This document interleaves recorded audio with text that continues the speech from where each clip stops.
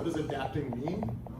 It can mean all kinds of things. It can mean building resiliency. So you know that there's going to be more flooding at high tide. You can elevate homes in those regions. We can relocate communities even.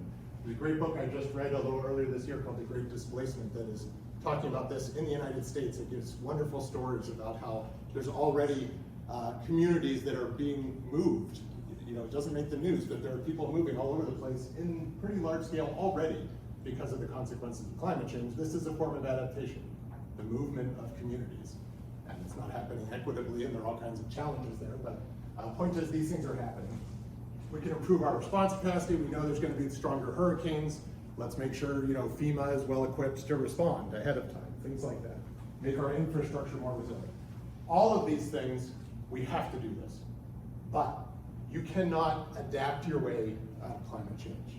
The pace of change is going to very rapidly outpace what we're able to handle by just improving resiliency and moving folks around and so on. So yes, adapt, but that does not solve our problem.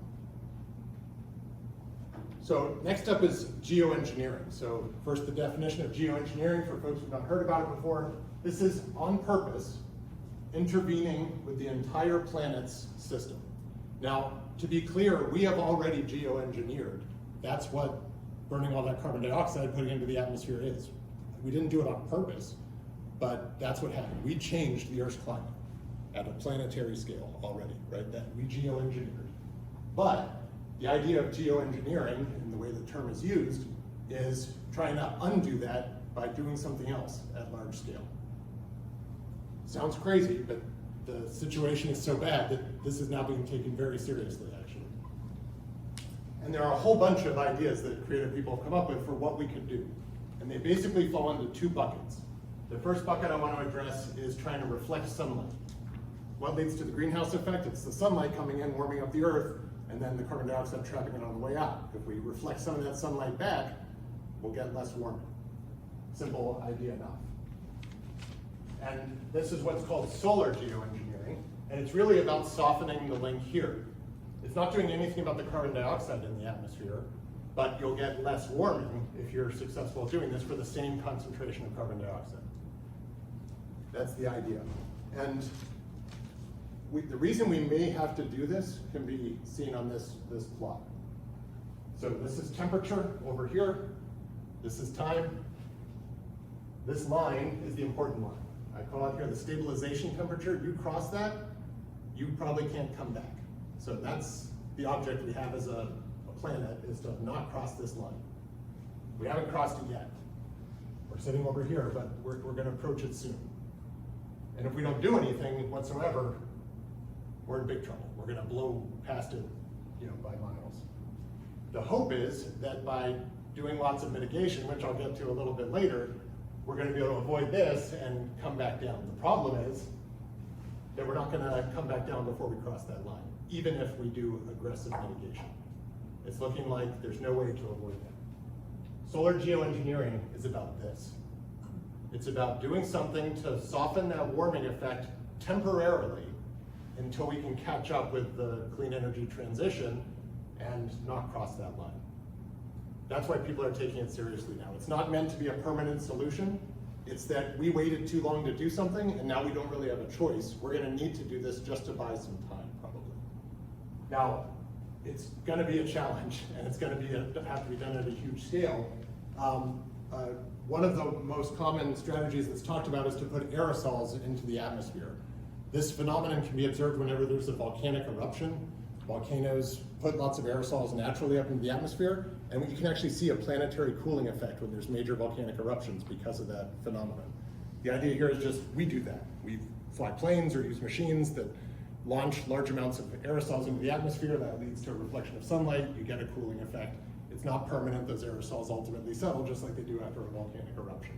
Now, there are, of course, negative consequences to doing something like that. You don't get the cooling for free. And we know what some of those negative consequences are. We might be able to manage those. The real fear is, what about the unknown unknowns, as Donald Rumsfeld used to say. You know, there may be some completely unintended consequence that we just did not predict, and that could be catastrophic, of course. So there are huge concerns there. This is what comes to mind for me when I think about solar geoengineering. It's an image I had DALL-E 2 made for me. It's an AI-generated image of a weather machine. So that's what I'm picturing, is that's what we're gonna need, is a bunch of these things, probably placed around the equator, belching out aerosols up into the atmosphere, at least for some period of time. It's a little bit scary, but we may not have a choice. The other category of geoengineering is about absorbing carbon dioxide, because it's the sunlight and the carbon dioxide that are the two things that are together working to warm up the planet. Let's get rid of some carbon dioxide, and specifically the one I want to talk about is capturing carbon dioxide out of the air. That is about softening this link. You may notice I'm working my way back from the end towards the beginning again. Carbon capture, you may have heard of. So here carbon capture is not about burning less fossil fuel. It's about getting the carbon dioxide out of the atmosphere so that you don't have the concentration of the atmosphere go up even though you're using a fossil fuel. Make sense? I was just in Iceland a month or so ago, and so I had an opportunity to stop by one of the world's only carbon capture plants. This is in Iceland. It's called the Orca carbon capture plant. These things are giant fans that basically just pull air. It gets flown past a chemical that absorbs carbon dioxide, and then they can warm up that solution and it'll release its carbon dioxide in pure form, and they can sequester it under the ground. And the energy power in this thing is coming from a geothermal power plant, so it's green energy, capturing carbon out of the air. Good idea. That Orca plant, when it was built, was the largest one in the world at the time. It can capture about 4,000 tons of carbon dioxide a year. Sounds like a lot of tons, a lot of mass, and 4,000 a year. That actually isn't the largest plant anymore. Just about a year ago, not even a year ago, the Tata company, which you may have heard of, a huge multinational company headquartered in India, but in the UK they built this plant, which is now the world's largest carbon capture plant, much larger than the Orca plant. It's actually 10 times larger than that Orca plant. It can capture 40,000 tons a year. So that's progress. But that's how much carbon dioxide we emit every year. So you can see we are not making a dent with these things, even when they're running full capacity. I'll do the math for you. You would need 1 million of these just to offset our emissions.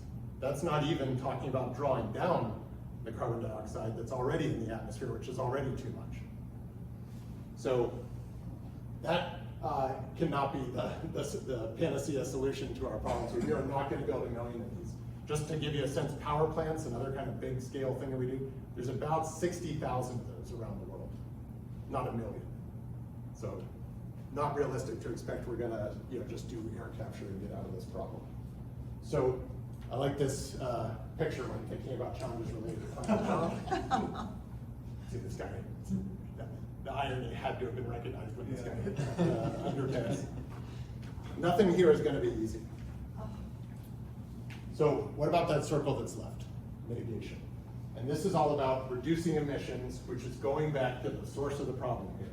So we probably have to do all of these, but if you really want to have the biggest impact, this is how you do it. Stop putting carbon dioxide into the atmosphere, ASAP. So how do we get into this mess? We got into it because of energy. So this is a plot of the rate at which we use energy in terawatts, that's trillions of watts, a lot of energy, by year. And here it's going back to 1993, but we have data much further than that. You'll notice it keeps going up, right? We keep using more energy each year than the year before, with a couple interesting little exceptions. That's the Great Recession.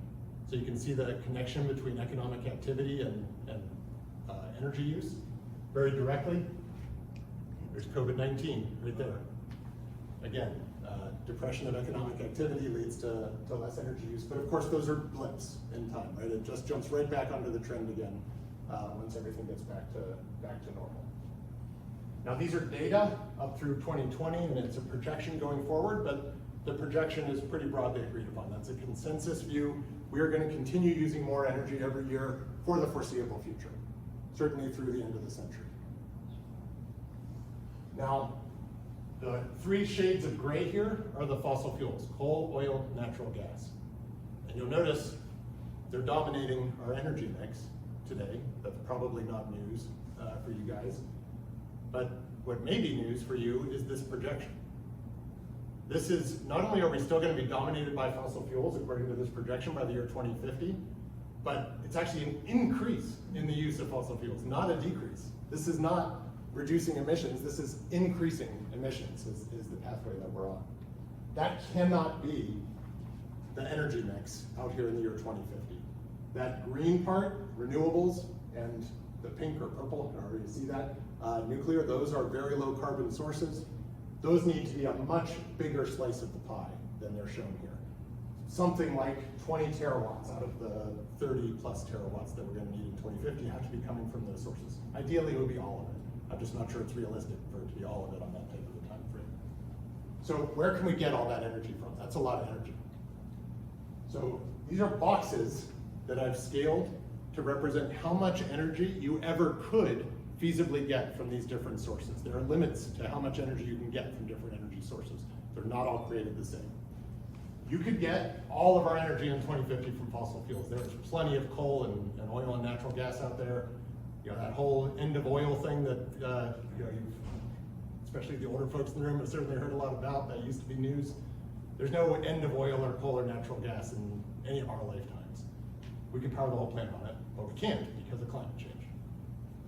Nuclear could be scaled up. Nuclear fission could be scaled up to power the entire planet in principle. To do that though, just to give you a sense for scale, you would have to build a new nuclear power plant every single day from now until 2050. We haven't built one in the United States in decades. We certainly never built one a day. So that may not be feasible to get to that scale, but in principle you could. And then we have the renewable sources, wind, hydropower, so on. You notice the boxes are not the same size. That's just because inherently the resource is not as large for some of these. I mentioned Iceland. They get lots of geothermal energy in Iceland. The crust is very thin there. It's a volcanic region. You can drill down through that crust and access the high temperatures to do high efficiency geothermal, but there aren't very many places on Earth like that. And so it turns out you can't even get a terawatt probably around the planet. It's great for Iceland, but in terms of making a dent in overall energy supply, not a very big one. So today we use about 18 or 19 terawatts. That's in 2023. So that's a box that is 18.5 terawatts in size. And this is how we fill that box today.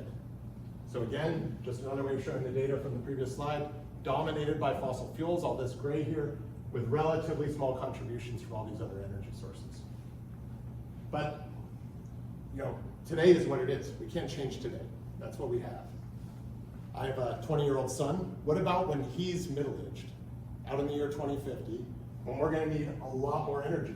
As I told you, energy demand keeps going up. It's projected to be around 31 terawatts. That's not quite a doubling, but it's close to a doubling of the energy that we use today. Much bigger box. How is it going to be filled? Is there a question? I don't see solar up there. Good eye. We'll get there. This is, again, that projection of what people are saying the energy mix will look like in the year 2050. These things all got bigger. So we needed more energy, we got more of everything where we could, but it's still dominated by fossil fuels. Again, this is an unacceptable energy mix in 2050. We're screwed if this is what our energy mix looks like in 2050. So let's hope that's not the case. Let's just play a hypothetical game. Let's say we weren't going to use any fossil fuels in 2050. I already said I'm not sure that's feasible. Let's just say we could though. What if we empty all of these renewable energy boxes? Let's get all the wind power, all the hydropower, all the geothermal power, all the biomass, everywhere we can, feasibly. It's a lot of energy, but it's not enough. It does not fill that box. But, as my observant audience member noted, there's one energy source box I haven't shown you yet, which is the solar energy box. So how big is that one? You might say renewables aren't enough, but what about solar? Going from boxes to circles. This is a circle, it's just too big to fit on the screen. That is the amount of energy that hits the surface of the Earth from the sun all the time. Tremendous amount of energy. You'll hear people quote the statistic that enough energy hits the Earth in 1 hour from the sun to power the entire planet for a year. Which is true, but also not a relevant piece of information because you can't capture all of the energy that hits the surface of the Earth, right? So what I'm going to do is just a rough back of the envelope estimate for what could you actually get to get a sense for how big is that solar box. So the first thing I'm gonna do is throw out the oceans. We are not covering the oceans with solar panels. So if we just covered all the land area, the circle is now smaller. Of course, we also can't cover all of the land area with solar panels. That's not feasible. What is feasible? I'm gonna say 2% of the land covered with solar panels is something we could feasibly do. That's about how much of the United States is covered in roads. So we've already covered surfaces with human-made materials at that scale. This would be a different type of a material, but in principle, you could do it. So 2% of the land, though, is a much smaller circle than this big one that we started with here. 2% would look something like this in the United States. It's a sizable amount of area, but it's feasible. I'm not saying we're gonna put them all in Southern Illinois. I made this graphic when I was giving a talk to some legislators for the state of Illinois, just pandering to them. Probably most of these will go over here. But the point is, we could do that. We have the area to spare to cover 2% of the United States with solar panels. But there's another problem. You can't convert sunlight to electricity with 100% efficiency. There are fundamental losses that happen in that process. The laws of thermodynamics are in the way. The laws of thermodynamics limit you to about 30%. That's about as efficient as a solar panel can be. You can buy a panel for your rooftop today. Some of you may have solar panels on your rooftop today that are about 20% efficient. That is broadly available commercially. I'm gonna be more conservative than that for various reasons. Panels get dirty, they degrade over their lifetime, there are various issues. So I wanna be very conservative. I'm gonna say an average efficiency of 12%. Totally doable. As I said, you can buy 20% efficient ones for your rooftop today. So this is a pretty sad little circle compared to that massive resource that's hitting the earth. However, that tiny circle, the feasible solar energy supply, is that yellow box. So the energy that we can actually get from solar energy is more than 2 times bigger than the total projected global energy demand all the way out of the year 2050. This is an inexhaustible source of energy for the foreseeable future. Now, I am not advocating we get all of our energy from solar energy. We shouldn't do that. You want an energy mix for all kinds of reasons from different sources. That gives you resilience and a number of other advantages. But the point is, there's plenty there. Anyone who tells you there isn't, not the case. Question in the back. If you fill the atmosphere geoengineering with aerosols and the sun is reflecting back, what does that do to the solar? Yeah, good question. So for those who didn't hear, the question was, if you do geoengineering at scale, you're reflecting sunlight, does that impact how much energy you can get from solar panels? Yes, in principle, but what people are talking about for aerosol geoengineering is doing it mostly around the equator, and it can be done largely over the oceans as well. Whereas I already said you're not going to do solar panels, those aerosols have a certain lifetime in the atmosphere and then they dissipate. So I don't think you'd have a noticeable impact on your solar panel performance. There are, though, other things that will affect it, like that smoke that's outside, right? That will lower the efficiency of your solar panels, and there's going to be more of that in the future, and so that is a big concern. Yeah. Does your 2% include expansion of rooftop? We have so many roofs, including commercial roofs. A lot of that 2% area could be rooftops. Yeah, I'm just saying 2% of the area. I mean, you don't even need 2%, right? This is more than 1% would be enough, is what I'm showing you here. And we don't even need all from solar, so it can even be less than that. And yeah, rooftops are a great place to put some of that solar collection. Okay.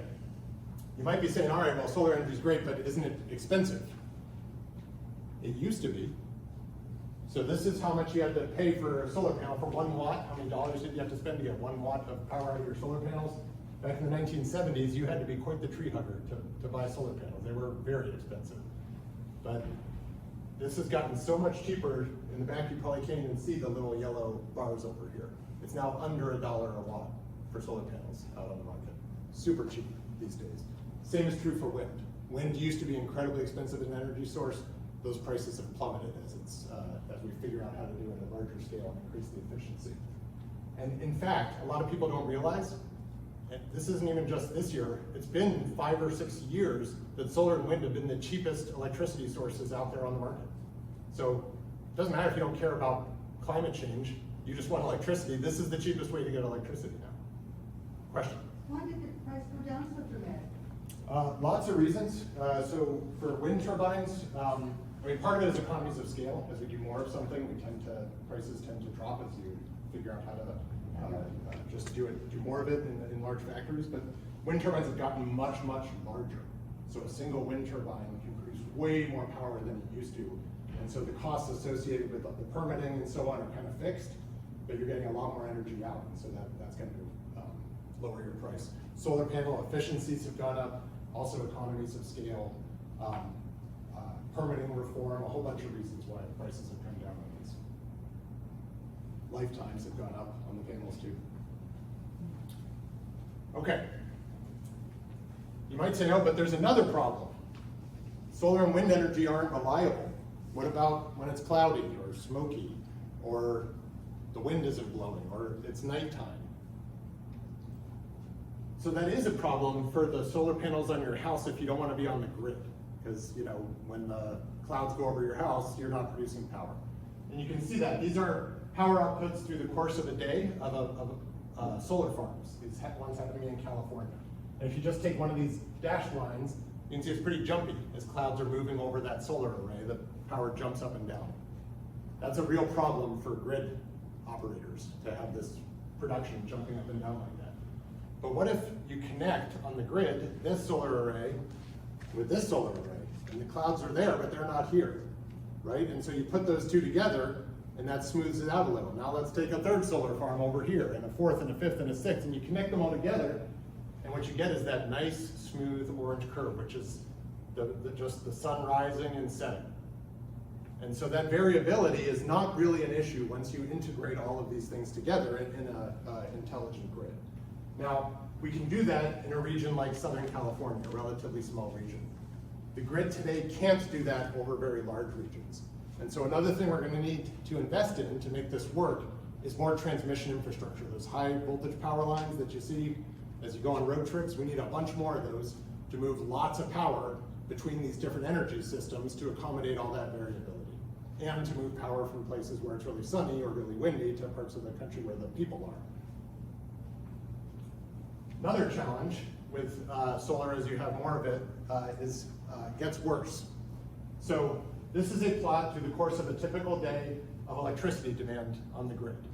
It stays roughly flat until everyone starts coming home from work in the afternoon, and you get a peak. Everyone turns on their TV and their electric oven and what have you, their air conditioners, and you get a little peak in demand at the end of the day there. The solar production, though, looks like this. It's like that orange curve I just showed you, which was actual data. This is just a sketch of the same thing. The sun rises, and then it sets. You see a problem here, right? This is not lined up with this. And so what happens is the apparent demand on the grid ends up looking like this, where you get this big burst of solar energy in the middle of the day when you can't use it, so demand looks like it drops because you have much more supply. But then you have the reverse problem, right? Unfortunately, when the sun is setting is when everybody's starting to use more energy, and so you have this mismatch of the timing of supply and demand, and you have this huge peak.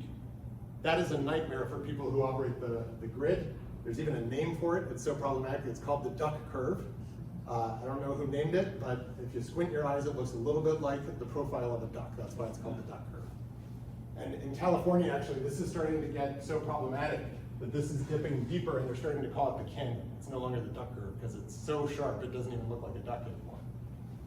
So what do we do about that? We store energy when we have extra energy. And that shift for the duck curve or the canyon curve is very manageable because it's just a few hours. You only have to hold on to that electricity for a few hours until that peak comes. Easy. Batteries can do that. So this is already starting to happen now. Most new utility scale solar installations are done with storage integrated now. And you can do this in your home too. You can get a Tesla Powerwall or whatever brand you want battery if you want to be off the grid. You can also store your own solar energy with solar panels and batteries.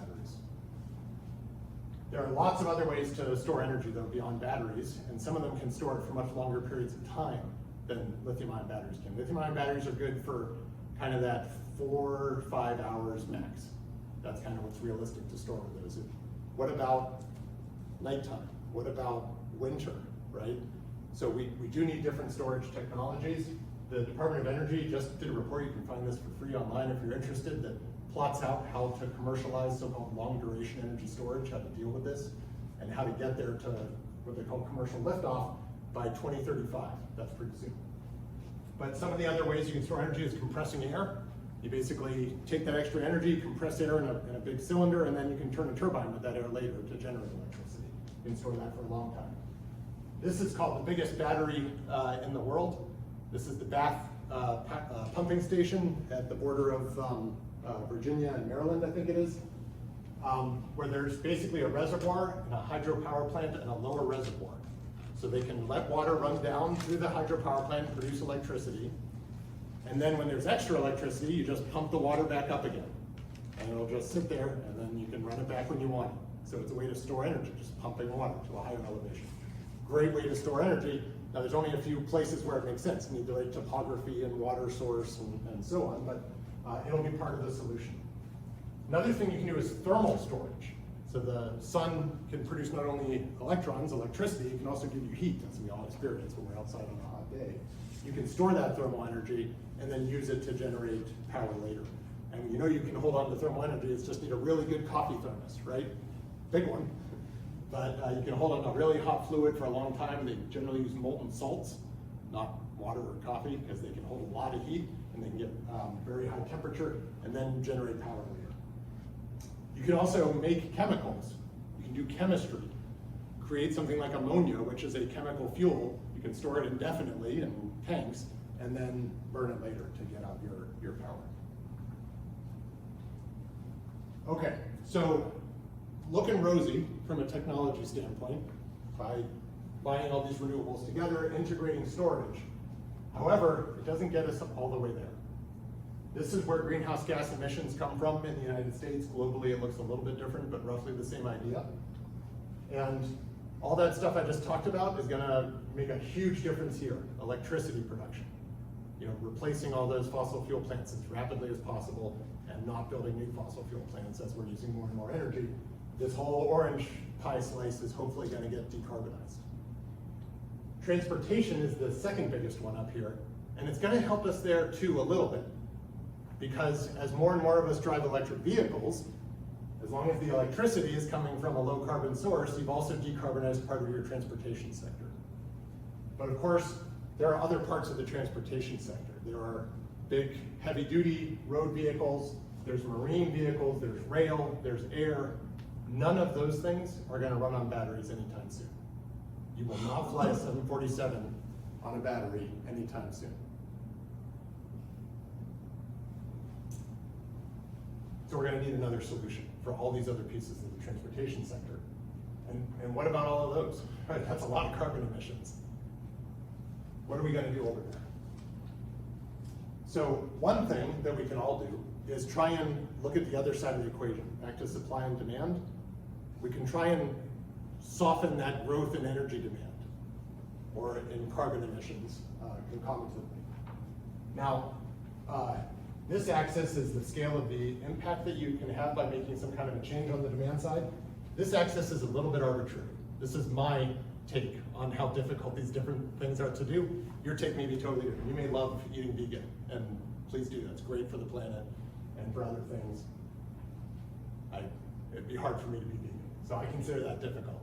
So again, that y-axis is, has a certain amount of, you can adjust it to your own liking, but the point is there are many different things we can do, some of which can have a really big impact, especially things like cruises, you know, travel, long distance travel, big carbon footprint. So if we can all start doing less of that, that's gonna make a big difference. I've never been on a cruise, I don't wanna be on a cruise ship. So this one's easy for me. However, I think it should be clear that demand side solutions are not gonna get us there. They help by just decreasing the amount of energy you're gonna need a little bit, but we're not gonna efficiency our way out of this problem, not even close. So we should do it, but it's not easy. I have this clip, I'm gonna grab this mic and see if this works because I don't think I'm plugged into the speakers up there. This is a very short clip from a movie called The Martian. I don't know if you guys have seen it with Matt Damon. If you haven't seen it, the plot is basically he's an astronaut, he goes to Mars by himself and he gets stuck there. And that's a problem, obviously. He doesn't know how to escape. And he records these little video logs where he's documenting his problem. And I like this line, so I saved it. We'll see if it'll pick up for us. Now it's I'm left with only one option. I'm gonna have to science the shit out of this. he said was, in the face of overwhelming odds, I'm left with only one option. I'm gonna have to science the bleep out of this. Which is what we're gonna have to do to get all these other pieces of the puzzle. And so how do we tackle those other pie slices? Just a few examples of things that people are working on. What about commercial and residential greenhouse gas emissions? Most of that is coming from heating and cooling. That's far and away where most of the carbon emissions come from our homes and small businesses and so on. And that's because it's fossil fuels that we're burning a lot. Those natural gas furnaces are a big problem, right? There's another way that we can all heat our homes, and that's using heat pumps. Heat pumps basically use the steady temperature of the earth, just not down to like geothermal energy depths, just you don't have to go down too far for it to be about 50 degrees all the time, year round, doesn't matter what the season is. And you can take advantage of that and move heat back and forth depending on the season. That's called a heat pump. The reason we're not all using them today is that they don't work so well in really cold climates. They're expensive, the efficiency isn't as high as it needs to be, so we gotta science the bleep out of this, but there are great ideas on how to get there. So that's gonna make a huge difference in terms of decarbonizing that slice. There are two questions here, the one in the back is first. The geothermal heat pump does work well in cold climates. But like you said, you go down, you get 50 degrees even in a cold climate. It's the air heat pumps, right, that are...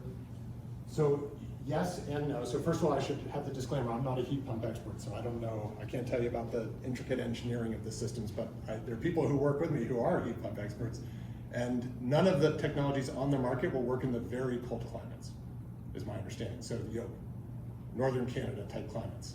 In the United States, yes. Do you know if that's because when you go down a certain depth in a very cold climate, it actually is colder than 50 degrees? I don't know. Actually, I think it might be more about the fluids that are used for moving the thermal energy back and forth, but I don't know for sure.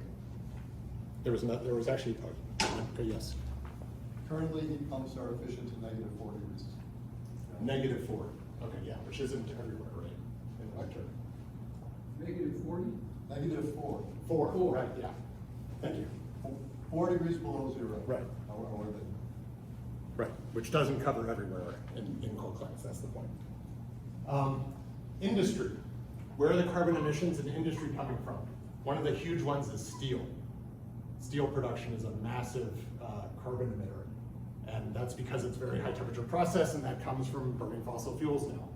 But what if we could find ways to use electricity to make steel instead of thermal energy to make steel? And as long as that electricity is coming from solar and wind and geothermal and hydropower and so on, that will decarbonize this sector. There's lots of smart people trying to do that right now, doing electrochemical processes. And same goes for other major industrial processes, like the production of ammonia as another example. What about those parts of the transportation sector that we can't run on batteries, at least not in the near term? What about airplanes and trains and large ships and so on? They need chemical fuels. The reason they need chemical fuels is the energy density is much, much higher. The size of a battery you would need to fly an airplane is so big you couldn't fly the airplane. That's the problem. You need something with more energy density. Chemical fuels have that energy density, and that's why we use jet fuel. But jet fuel comes from petroleum. That releases carbon into the atmosphere. That's the problem. What about a different chemical fuel for these other transportation modes?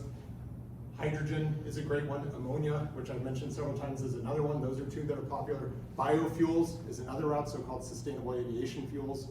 One of my colleagues flew a United flight that flew on sustainable aviation fuels, pure biofuel, a year or so ago. All of those things can be produced through low carbon processes. Now we need to advance the science and engineering to do it lower cost, more efficiently, but that's how we're going to decarbonize the rest of that slice.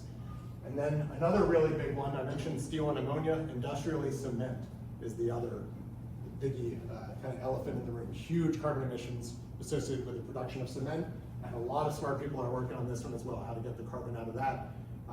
One interesting idea is there are microbes that secrete a substance that is cementous, that is like cement. And so you can culture them using very low carbon processes and basically use a biogenic way to produce cement substances. So these are all hard, but there's lots of smart people working on them, and we're gonna need to solve all of these to really solve the problem that's in front of us. So this is my last slide. I always like to end on this picture. This is an actual photograph of the planet Earth taken from space just as the sun is peeking up behind the planet there, and this blue line you see is the atmosphere. that super thin razor line around the planet, that's our atmosphere. So when you go outside, maybe not on a day like today, but on a clear day, and you look up at the sky, it looks tremendously large, right? It's like this infinite expanse above us. And so it's hard to imagine, how do we change the chemistry of this entire expanse, right, with our wee little humans? But when you see it at this scale, you can see how that happened. It's actually not that big. It's like the skin of a peach around the planet. And we have put plenty of carbon into the atmosphere that has actually changed that chemistry. And that thin, razor thin skin is protecting us from a really inhospitable environment. It's time we start taking care of that atmosphere. So with that, I'm happy to answer any questions that you have.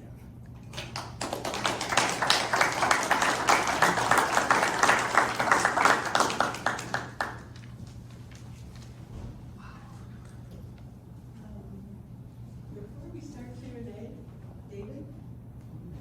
Pitch for us? Yeah. Your pitch. So thanks, Dr. Garland. This is fabulous information. And hopefully, a week from now, a month from now, a year from now, we'll double and triple and quadruple the number of people who come to a presentation like this and are ready to take the necessary actions, both in the streets, in the halls of State House, and the halls of Congress. Chicago Area Peace Action is a small organization, but we're growing. And we'll grow with some financial resource help from all of you concerned. So as we move this around, we will not be capable of continuing to do everything that we need to do in printing costs and travel costs, whatever way we travel, to try to make our voices heard. So reach in a little bit. You can also go on the website. You don't have cash in your pocket. ShyPeaceAction.org, and there will be a big donate button on the website, and you can use any credit card that works well for you. So thanks for helping us sustain this work. We'll get to Q&A, and hopefully, Dr. Garling's not a political expert, so he's not going to tell you how to fix it. But I think Kappa can help you work through that political, and really it's a social movement process. Catherine and I were talking the other day. It's inconceivable that this is the number of people that come out to hear a conversation about the end of civilization. It's inconceivable, and nobody has the answers to why this is it's such a big problem. People can't wrap their minds around it. It's not immediate enough. There's not a tornado every day. But when you look at the data, that someone who spends their life doing this, like Dr. Garland does, it's coming, and that line, it's not coming slowly. It's coming like a freight train. So not just a little bit of money, that's very nice, and thank you very much. But this has to be part of your conversations when you're out to dinner. It has to be, and you can't be embarrassed about it. Oh, I don't like to talk politics with my friends. Well, if your grandchildren matter to you, then you need to start. You need to start right away. That's the movement-based conversation. I'll leave it to Dr. Garland to answer the important questions on the science. Thanks. In the back. I don't know if you know this, but, so all of the big oil producers and coal producers, are they at all invested in some of these solutions? And if they're not, how do you get them to be involved in them? So the first thing I'll say is the kind of oil, gas, and coal industry, the fossil fuel industry, has known about climate change for a very long time. Yes. Probably before everyone in this room. Right. So they're aware of it. There's obviously a conflict of interest in their core business model to do something about it, so you can imagine why they might have been slower than we all would have liked to take action. I would say it's a mixed bag in the industry now. There are some of those companies are more progressive in terms of seeing it as a business opportunity, the clean energy transition, versus seeing it as a threat. So I will not call out specific companies one way or the other, but it's a mixed bag that way. One big change I've seen just in the last year is in the context of hydrogen, which I mentioned is it's not an energy source, it's an energy carrier, but a really important one. It's going to be a tool we're going to need to decarbonize various sectors that are very difficult to decarbonize otherwise. And the production and transport of hydrogen carries a lot of similar traits to production and transport of fossil fuels. And so that industry is really waking up. And the reason it changed in the last year is the Bipartisan Infrastructure Law, the Inflation Reduction Act, and the CHIPS Plus Science Act changed the economic playing field. It is now so-called in the money to make hydrogen and to integrate it into industrial scale processes. So that's really taking off. I did not see who was first, I'm sorry. Well, go ahead. Two questions. This has been being recorded. Will this recording be made available to people who are? Thumbs up, yes. Second question is, can you talk about carbon sequestration? I can talk about it. Do you have a specific question about carbon sequestration? Is it a myth? Is it a fool's myth? Is it something that we should be thinking about as a possible solution, or should we be actively working against it? Okay, the last part I can answer. We should not be working against carbon sequestration. If anybody's making it work, wherever they're making it work, that's great. So for those who aren't familiar with the term carbon sequestration, I mentioned carbon capture, that gets it out of the air, but then you got to do something with it. And you basically have two options for what to do with it. One is to tuck it away, where hopefully it'll stay forever. The other would be to transform it into something else that's useful. And people are doing both. And which one's more economically feasible depends on all the details. So the Orca plant in Iceland that I showed is sequestering. They have the right geology there that when they pump it underground, it'll react naturally with the minerals that are in the earth and lock it in. It forms a chemical structure, never coming out. So where the geology is right like that, it's a no-brainer. You can sequester and it's super safe. Another technology for sequestration, more local to here, is in southern Illinois. There are these huge deep saline aquifers that are airtight, if you will. And the plan is to take supercritical carbon dioxide, you put it into a supercritical state where it's much less volatile, and pump it down there into these caverns where it will hopefully stay. And there are a bunch of very smart geologists who have convinced me, I was really skeptical about this at the beginning, that will work in the places where the geology is right and where there's low seismic activity. That's the concern, is that if you're anywhere near a fault line, it may not be tomorrow, but in 100 years, major earthquake, it all comes out at once, and now you have a catastrophic sudden climate shift, right? So you have to do it intelligently, but where it makes sense, absolutely, I think it can be done. Now, capturing all the carbon is a really big problem. And then also getting it to those few places is another big problem. That's going to involve pipelines. And so they're already talking about pipelines for carbon, not from direct air capture like I described, but in the Great Plains in Iowa, a lot of biofuels get produced. A byproduct of biofuel production is pure carbon dioxide.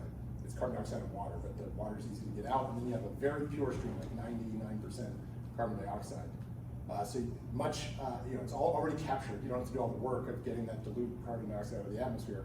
But they're going to run pipelines from there to places like southern Illinois so they can tuck it away instead of just releasing it into the atmosphere, which is what's happening today. Do you have any idea what happens if there's a leak in the pipelines? That happened, sadly, in a town in the United States, was it in Minnesota, I think, where one ruptured. There are some of these carbon dioxide pipelines already. And when ruptured, then people suffocated because you can't breathe when there's not oxygen. It dissipates, but it doesn't dissipate rapidly. So it all depends on how the wind's blowing, and are you in a valley, and what's the rate of the leak, and all those things matter whether it is dangerous or not. A small leak will not be dangerous. So yeah, you could have disasters like that. It's an important point to make is anything we're going to do at large scale has negative consequences. We cannot all live the way we're living without doing stuff we don't want to do to the planet and the environment around us. It's inevitable. So unless we all want to be cavemen again, that stuff's going to happen. The idea is minimizing it, right? Getting as little impact as possible. And so I've seen a lot of pushback against things like these carbon dioxide pipelines. Yes, there are concerns. Yes, we need to mitigate them, but what's the alternative, right? we're gonna need some of these things. So we shouldn't, in my opinion, we should not be fighting against them. We should be fighting for them and everything else we need to do. We need all of those solutions together. So first off, I want to say thank you for a presentation that just brings everything home to people like me who are not that sophisticated about the environmental issues that you are laying out to us. So I appreciate that. And I guess I'm looking at this from a personal perspective. So you've been steeped in this for many years. Your career is all about this, and you know, you're wanting to be creative about what are the solutions, because that's what scientists do. So am I picking up from you that you're actually feeling, or at least you're saying, that things are more hopeful than I think I've heard from other folks over the years, that maybe we can find our way through all of this? Would you say that, just given the trajectory of your career thus far? So I'll answer that in a couple ways. So first of all, there's no question we can solve this. I don't think that's a question. We can, in principle, solve this. We are not on that path right now. We're not even close to that path right now. So that's the rub, as they say, is how do we get everybody to wake up and realize, those bills I mentioned, the Bipartisan Infrastructure Law, Inflation Reduction Act, CHIPS, those are the largest ever investments in this problem in the history of the United States or in the history of the world. That's fantastic. So we can say glass half full, that's progress, right? We just made an unprecedented investment, but it is not even close to enough to make a serious dent in this problem, right? So you can look at it both ways. Now, another way maybe to ask your question is, am I optimistic or pessimistic? And my answer to that is it depends on the day. There are absolutely days I wake up and it's like, we're all just gonna have to get a bug out bag and learn how to, live out in the wilderness. And there are other days where I'm like, maybe we can do this. When you see things like the Bipartisan Infrastructure Law get passed, you see major companies investing billions and billions of dollars in carbon capture plants and hydrogen production and electrifying steel production, all these other things. It gives you some hope. So we can, will we? I don't know. Go ahead. What other projects are you working on at Argonne, and what do you know about Fermi? What are you working on? And are you guys getting the adequate money you need to do the research? Because I know that had been cut back some. Okay, let me take those out of order. Fermilab is another Department of Energy laboratory. Argonne is a Department of Energy laboratory. We, in Chicago, are kind of fortunate. We have two Department of Energy laboratories. That's unusual. They're typically pretty widely dispersed. Very, very different laboratories. Fermilab is a so-called single-purpose lab. They do high-energy physics. They have some other projects here and there on other things, but it's mostly a high-energy physics lab, fundamental science, important work to expand, humans' understanding of the universe, but it's not focused on problems like this, by and large. There are some people there, but by and large, it's not their mission. Argonne is a multi-purpose lab. We do just about every type of science and engineering you can imagine, so at some level, I can't answer your question. There are almost 4,000 people there, half of whom are researchers like myself, everyone doing something a little bit different from everybody else, right? So there's no way I can adequately do justice to all of the great work happening at Argonne National Laboratory. Almost everything I mentioned there, we have one or more people tackling every one of those things. The storage, we are the top energy storage research laboratory in the world. If you drive an electric vehicle, odds are you've got Argonne technology in the batteries in your car. It's more than half the EVs have Argonne materials in them. A lot of work on battery recycling, grid modeling, infrastructure resilience, all the different renewable energy sources I mentioned, decarbonizing industrial processes, nuclear energy, all of those things are being researched at Argonne. Do we have enough resource? I don't want to talk about it at Argonne. I would say as a nation, we're not investing enough. I just said that. We just made an unprecedented investment, and that's not nearly enough to actually solve things as fast as we need to solve them. So rather than speak about Argonne specifically, I'll just say in general, as a society, we need to increase our investment in the clean energy transition significantly. You mentioned the glass half empty, half full.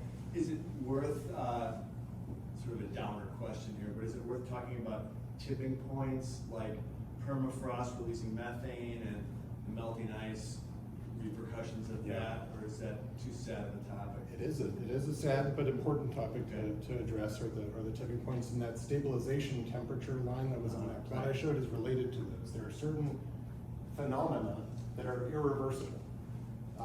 Permafrost is a great example, so let's use that one. So in the permafrost in the Arctic, there's a tremendous amount of organic matter locked up, mostly as methane at this point, and it's frozen, it's locked up. As the planet warms up, it thaws. As it thaws, it releases that methane into the atmosphere. Why is that a problem?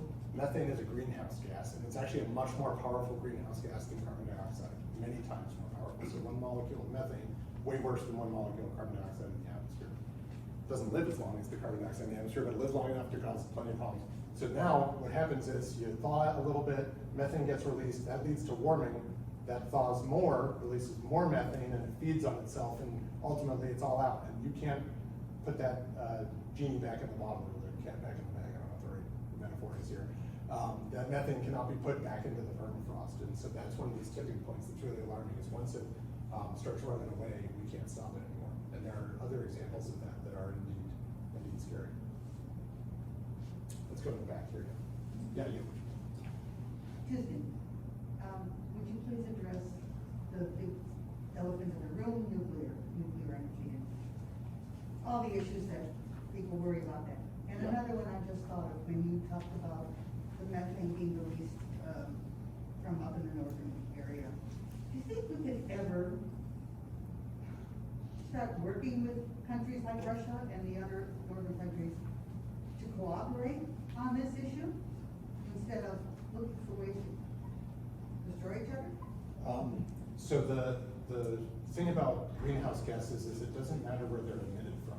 They very rapidly spread out and cover the entire planet and execute the greenhouse effect. So what I'm getting at is that it's not a special responsibility of nations in the Arctic to worry about the permafrost thawing, because its emissions from any nation on Earth will lead to the warming that is melting that permafrost. So it's all of our responsibility, and yes, we all need to cooperate. There's clearly not enough of that happening. You see, there are efforts at it with the Paris Accord and the COP series of meetings that happen every year, have tried to build that consensus, and the success has obviously not been as much as we would like. So we need more cooperation. Nuclear energy, there's been a real shift that I've seen in kind of the environmental community on this topic.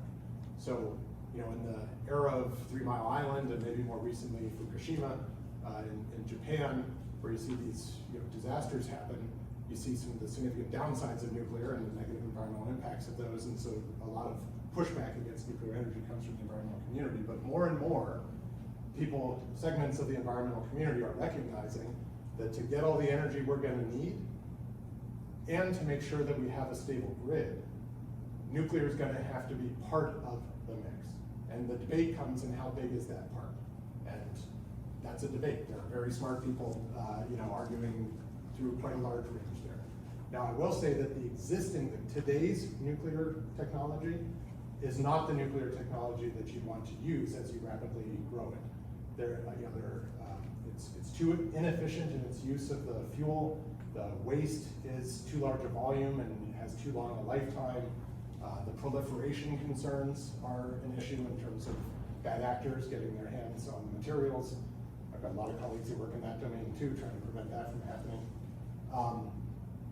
But there are new so-called advanced nuclear technologies that are in development right now, some of which are actually funded out of things like the Bipartisan Infrastructure Law and the Inflation Reduction Act, to do demonstrations of these next generation technologies that are much more efficient in their use of fuel, much lower volumes of waste, much shorter half-lives of that waste so that it decays more rapidly, and less proliferation risk. So people have technologies that are going to be piloted pretty soon that will be much more promising in the nuclear domain, and hopefully those will go well, and that will help them play a role in this mix going forward. But they can't be available, this couldn't be scaled up commercially, these new nuclear reactors, so it's too late. It's going to take time. I mean, all of these things take time, right? So. Well, yeah, but we can improve the electric grid much faster. We can develop these new nuclear reactors. Yes, the grid, although there's permitting putting in new power lines is a permitting nightmare, Yeah. over long distances, and, I mean, there's right now, the permitting reform is a thing that's starting to get some bipartisan attention in the US Congress, so hopefully we'll make progress there, but yes, we have the technology to build transmission lines now, but, we're not building them nearly as quickly as we need to because of the permitting stuff. And, yeah, I don't wanna like throw a wet blanket on renewable energy. I believe very strongly in renewable energy, and I've spent many years studying solar energy myself, but let me tell you a challenge with something like solar energy, right? Say, let's just build more solar panels. So if you have solar panels on your roof, they're probably made out of silicon. That's like 95% of solar panels are made out of silicon. All the other technologies, totally unscalable because there's not enough material. Cadmium telluride, copper indium gallium selenide, you name your alternative technology, they all rely on rare elements. None of those are ever going to get scaled up in a serious way. Silicon is the only one that there's enough material. There's lots of silicon on there. Sand is silica, that's the source. But it takes a lot of energy to turn the sand, silica sand, into a high efficiency solar panel. You need super pure silicon, 6 nines pure, 99.9999% pure, and it needs to be a single crystal of silicon. Both of those are very high temperature processes, so you're investing a bunch of energy to make your solar panel. And then you plug it in, and it gives you energy back. And the question is, how long does it take you to give the energy back that you put into making it? And it'll depend on how sunny it is, because it gets back faster in a sunny region, but ballpark, it's 2 years in a pretty sunny place. Now, that panel will live for 30 or more years. It's guaranteed for 30 years these days. It'll often live longer. So you'll get out ultimately way more energy than you put in, but there's a delay. You're investing energy and you're not getting it back until 2 years later. You know, not you, the homeowner, but us as a society, as a civilization. That will limit how fast we can increase the production of solar panels. Because where's the energy going to come from today to make them to get the energy later? If time wasn't an issue, this wouldn't be a problem. We could just, you know, go on that curve that is allowed by the energy payback time, but we can't wait that long. And so actually we don't have a solar panel technology today that can be scaled fast enough and large enough to solve the problem. So don't throw out any of our options right now. They're all hard. I'm just looking at what the takeaway is from an evening like this. Your presentation is right on. It says, hey, between now and 2050, we're not going to get there. There is, based on what course we're on, or what's our model, or what's our projection. The interesting thing is the IPCC, we don't have up until 2050. We have up until 2040. And that was their last report. And they said 2050 is no longer a viable option. And like Carrie said, we will have reached a number of tipping points between now and then. So wouldn't it be better if we were able to look at a presentation like this that says, here's the model we have to do to get there in time to save our planet. And everybody was like, oh. And we need benchmarks along the way that said, you know, that chart that you had where fossil fuels are still this big chunk, there has to be a chart that says it's whittled down. And we have to come to grips with what we have to do to get to that model. Yeah. Yeah, I mean, yes, I agree that we have to do that. And to your point about, you know, 2050 is not looking like it's possible at this point, that gets back to the point about solar geoengineering. This thing that sounded crazy not that long ago is something we may need to do because we cannot cross those tipping points. Yeah. So, like a lot of people, I really love this presentation, very clear, well done, et cetera, thank you. But, so, as you take your show on the road, so to speak, have you presented in places that are not as friendly as Evanston? Where you've got resistance or kind of, you know, skepticism, hostility? Good question. I mentioned people coming in, I was preaching to the choir here, right? And I've never had a room full of climate skeptics. That would be an interesting presentation. But I have definitely had climate skeptics in the room. And that's actually where that book came from. It was on that first slide. So, you know, I've been doing talks like this in some flavor for a number of years now. And you do these questions and answer at the end, and sometimes you get the climate skeptic who raises the hand and throws out something bananas at you. And some of them I was able to explain why what they were saying was nonsense. But some of them were just out of left field. I've never heard it before, cosmic rays, or why we're seeing the warming, just like crazy stuff. And I couldn't, on the spot, refute it. I could tell them, I'm pretty sure that's not right, I'll get back to you, whatever, but my worry wasn't that person. It was, what if there were a few other people in that room then who left now with a new doubt in their head because the scientist in the front of the room couldn't quell this crazy idea, right? And so that scared me.